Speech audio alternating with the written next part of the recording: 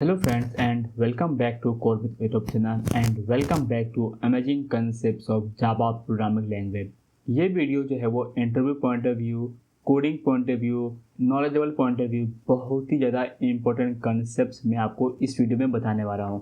First of all I hope आप जान रहे होंगे कि मैं काफ़ी लंबे टाइम के बाद इस चैनल पे वीडियो अपलोड कर रहा हूँ because of some personal reason और पर्सनल लाइफ में और पर्सनल वर्क में जो है काफ़ी ज़्यादा बिजी हो गया था ऑफिस के काम के कारण, तो इस चैनल पे वीडियो नहीं आ पा रहे थे। बट अब से जो है आप सभी के लिए रेगुलर कंटेंट इस चैनल पे आएंगे।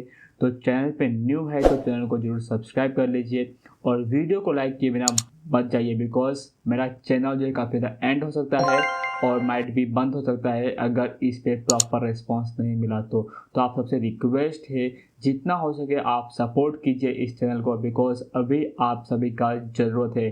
बिकॉज मैं काफ़ी अच्छे कंटेंट प्रोवाइड करता हूँ और फ्री ऑफ कॉस्ट प्रोवाइड करता हूँ, मुझे कुछ भी बेनिफिट नहीं मिलता है चैनल से।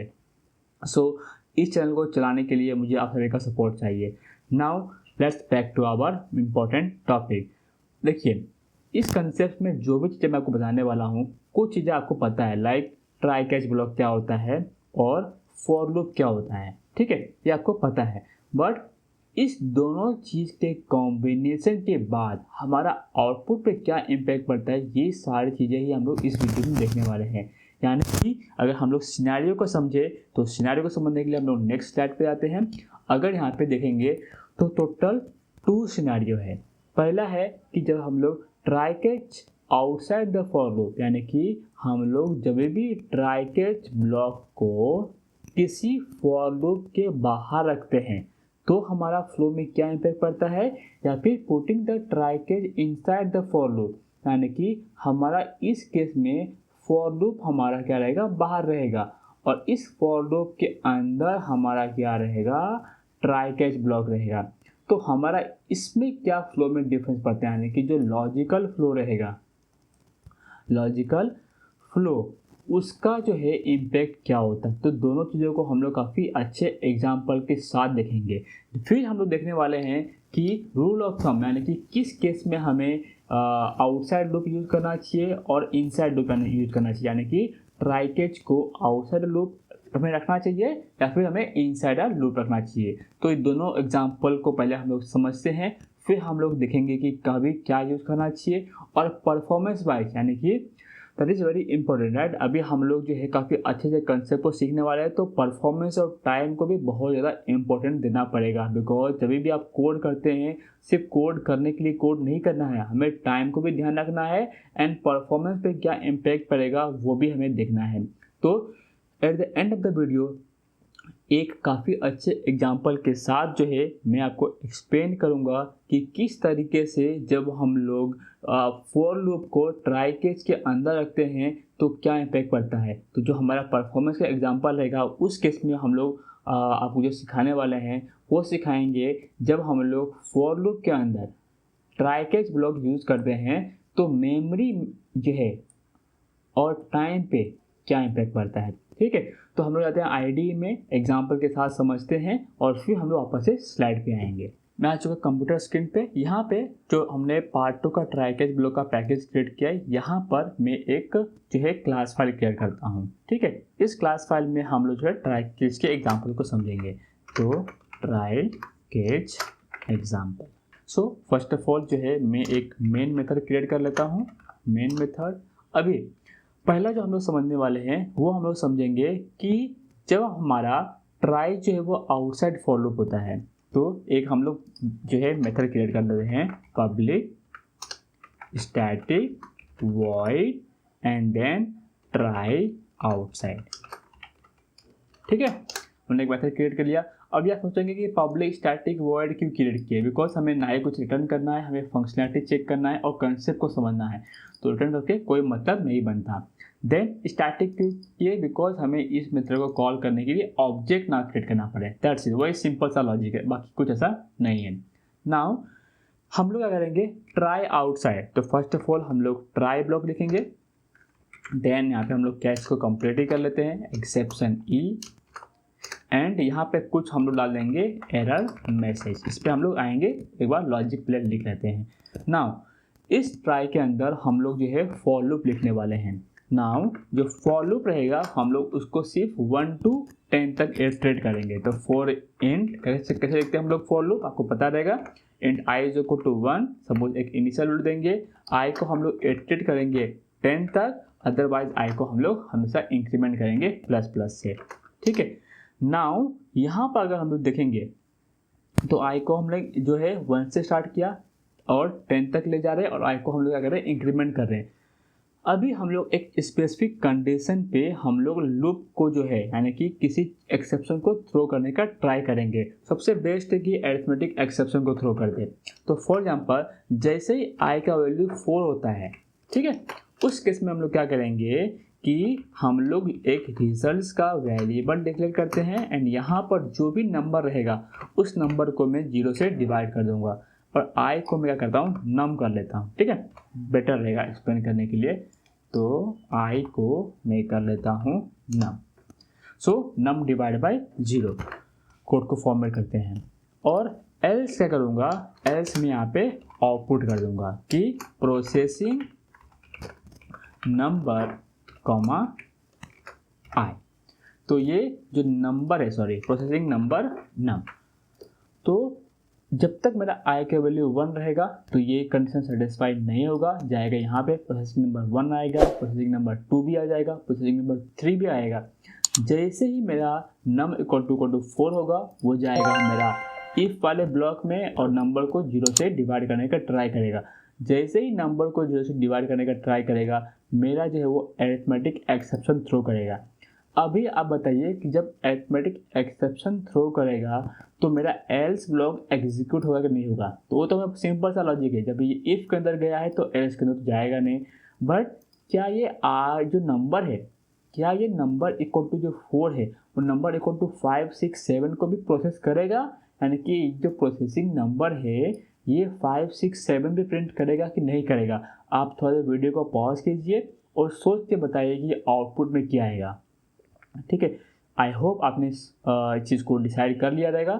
तो अभी हम लोग लॉजिक पे आते हैं। देखिए, जैसे नंबर इक्वल टू 4 होगा हमारा लूप क्या हो जाएगा, ब्रेक हो जाएगा, यानी कि जो नेक्स्ट नंबर है वो हमारा इटरेट नहीं होगा। इससे हमें क्या समझ में आता है कि हम लोग फॉर लूप को ट्राई के अंदर तभी रखेंगे जब हमें रेस्ट ऑफ द एलिमेंट्स को प्रोसेस नहीं करना है, यानी कि मैटर नहीं करता है कि हमारा rest of the element process हो या ना हो। ठीक है, तो यहाँ पर हम लोग एक एरर मैसेज डाल देते हैं। एरर मैसेज का जो इंटेलिजेंट शॉर्टकट क्या है, SERR। ठीक है, नाउ यहाँ पे हम लोग करते हैं एक्सेप्शन अकर्ड। ओके, अभी हम लोग इस मेथड को कॉल करना पड़ेगा। मेथड को कॉल करने के लिए हम लोग class name dot try outside code को हम लोग करते हैं रन, और जिस तरीके से हमने सोचा था उसी तरीके से आउटपुट आता है कि नहीं आता है। तो आप यहाँ पे देखेंगे प्रोसेसिंग नंबर 1, 2, 3, इसके बाद कुछ प्रिंट नहीं हुआ और हमारा एक्सेप्शन अकर्ड पे आया। ठीक है, तो ये हमने ट्राई आउटसाइड समझ लिया। अभी हम लोग ट्राई इनसाइड समझते हैं, तो इसको मैं करता हूँ बंद। ठीक है, यहाँ पर सिमिलर वे में public static void try inside and then मैं ओपन एंड क्लोज ब्रैकेट। अभी इसके अंदर जो है इनसाइड यानी कि फॉर लूप के अंदर मुझे ट्राई कैच को लिखना है। ठीक है, तो first of all similar way में for int num is equal to 1, num less than equal to 10, num plus plus.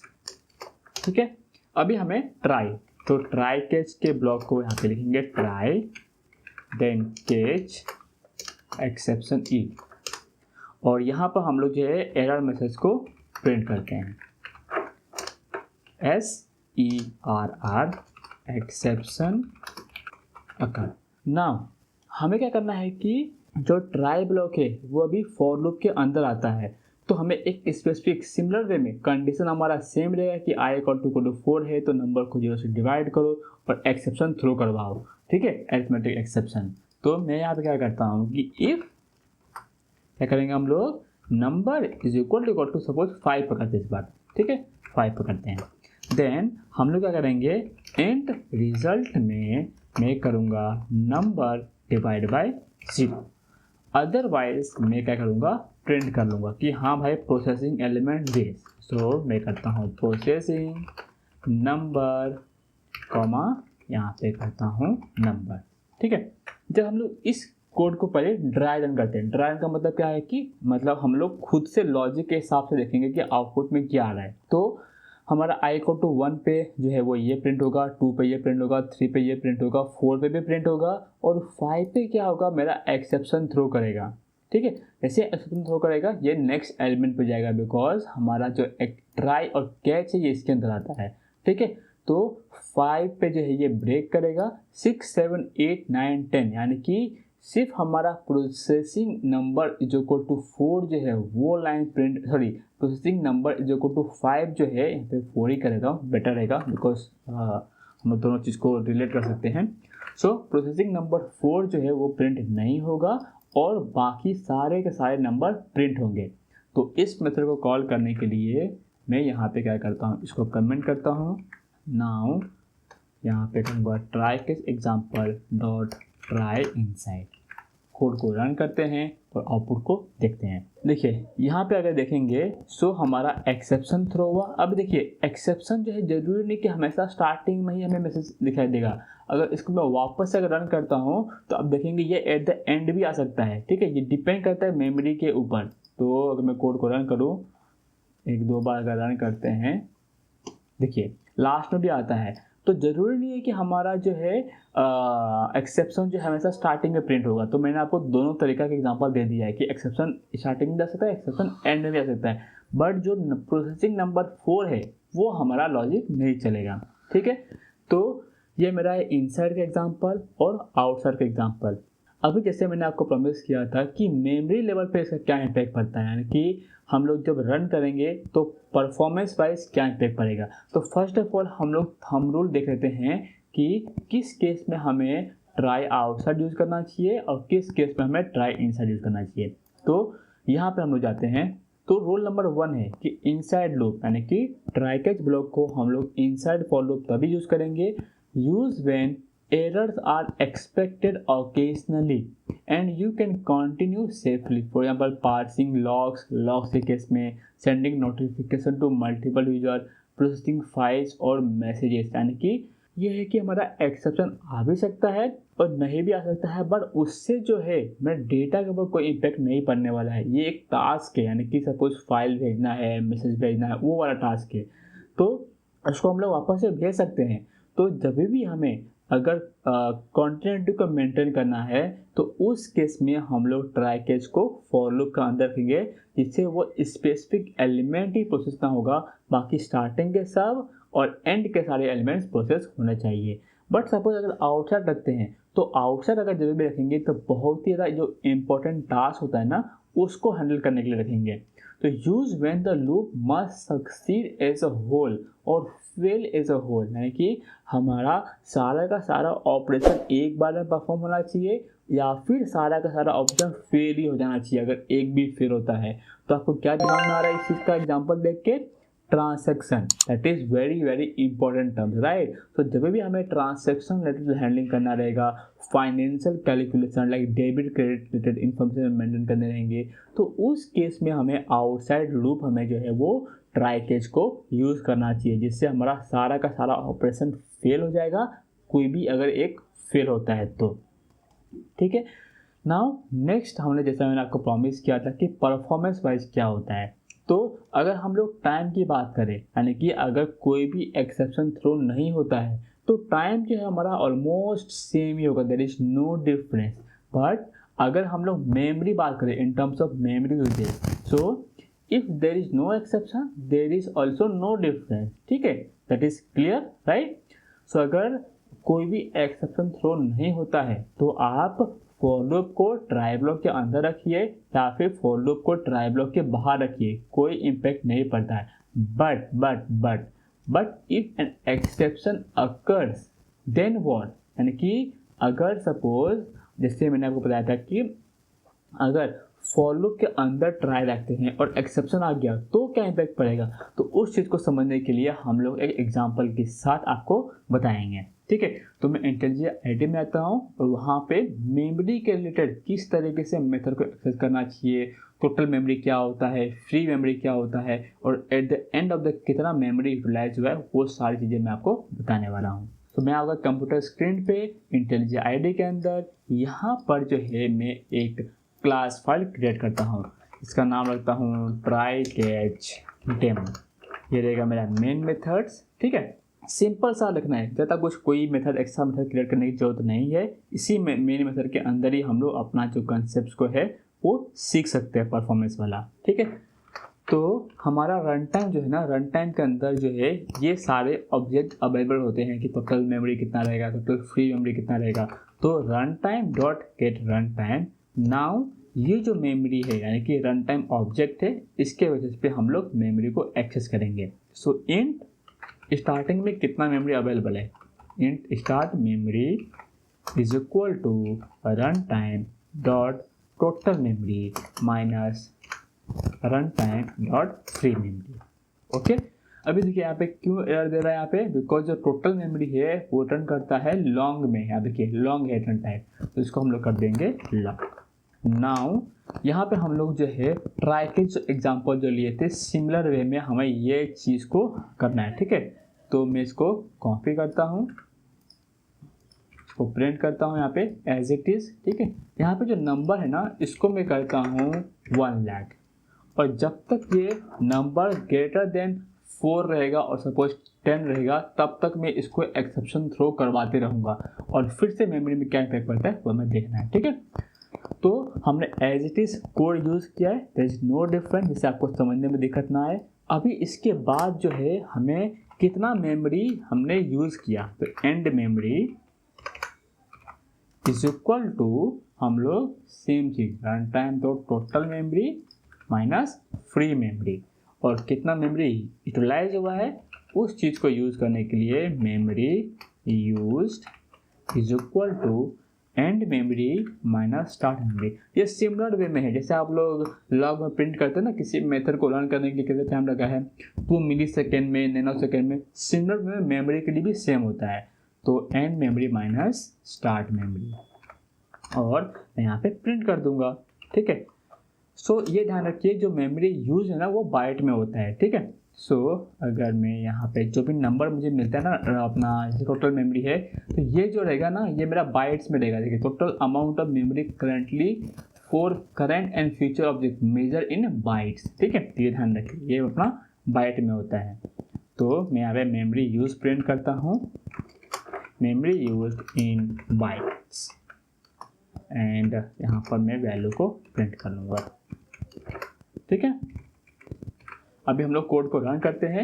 अगर यहाँ पे स्मॉल नंबर देंगे ना तो ज़्यादा डिफरेंस नहीं पड़ेगा, तो दोनों तरीके से मैं आपको समझा दूंगा। तो कोड को रन करेंगे तो हमारा ये 16 मतलब अप्रॉक्सीमेटली इतना बाइट्स ऑफ मेमोरी हमारा यूज़ हुआ है। ठीक है, अगर सपोज अगर मैं करता हूँ 20, तब ये बहुत ही नेग्लिजिबल अमाउंट और 0 तक भी आ सकता है हमें। ठीक है, तो कोड को अगर रन करते हैं तो आप देखेंगे मेमोरी जो यूज़ हुआ है वो है मेरा है 0, तो ज़्यादा डिफरेंस नहीं पड़ता है। ठीक है, जब अगर नंबर्स ऑफ एलिमेंट ज़्यादा रहेंगे तो उस टाइम पे हमें एक बड़ा इम्पैक्ट देखने को मिलता है। तो इसको मैं कमेंट कर देता हूँ अभी के लिए, और अगर मैं सपोज एक्सेप्शन अकर्ड को प्रिंट अगर ठीक है करते हैं इट्स ओके, नो प्रॉब्लम। हमें प्रोडक्शन कोड को लेना नहीं, हमें कंसेप्ट को समझना है, तो इस तरीके से कुछ मेमोरी लेवल पे इम्पैक्ट पड़ता है। ठीक है, तो हमने ये परफॉर्मेंस वाइज भी काफ़ी अच्छे से कंसेप्ट को समझ लिए। तो बस दोस्तों आज के लिए इतना ही। अगर आपको वीडियो पसंद आए तो वीडियो को जरूर लाइक कर दीजिए, चैनल को सब्सक्राइब किए बिना मत जाइए। मिलते हैं नेक्स्ट वीडियो में एक नए टॉपिक के साथ। Till then take care and bye bye. जय हिंद, सी यू वंस अगेन।